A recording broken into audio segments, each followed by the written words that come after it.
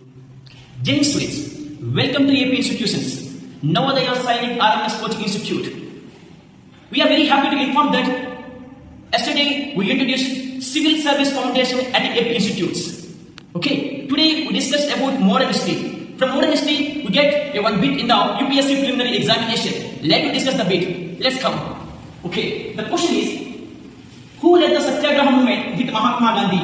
ఏంటమ్మా question, who led the Satyagraha movement? What is the meaning of Satyagraha? Satyagraha అంటే non-violent resistance. That means the following the method of peaceful. So question ఏంటంటే, who led the Salt Satyagraha movement with Mahatma Gandhi?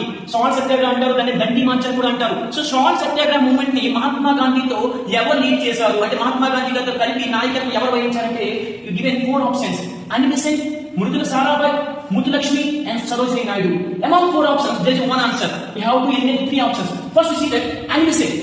So Annie Besant also a great freedom fighter, but not at the movement with Mahatma Gandhi with the Dandi March or also called Salt Satyagraha.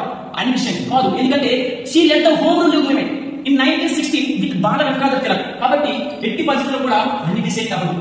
Okay, next option B, Mridula Sarabhai. Mridula Sarabhai was a great freedom fighter and also associate Mahatma Gandhi. అంటే మహాత్మా గాంధీ గారితో కలిసి పనిచేసిన వ్యక్తే, కానీ మన salt satyagraha movement మాత్రం led చేసిన మైనైతే కాదు, కాబట్టి ఇది కూడా కాదు.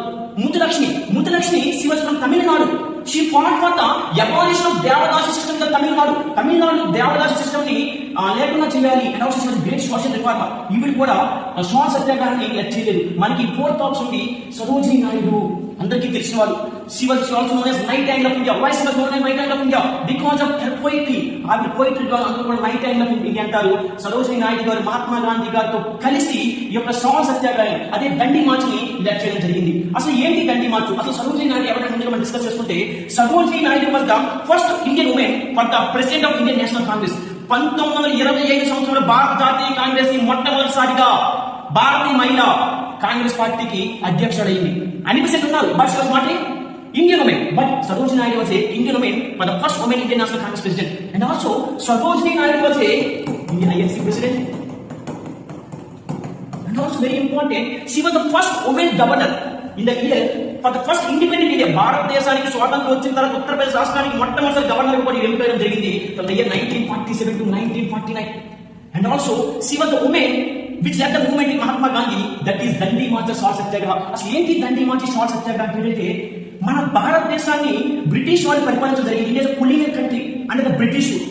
ఈ యొక్క బ్రిటిష్ పరిపాలనలో మన పైన అనేక రకాల ట్యాక్స్ విధించేవారు.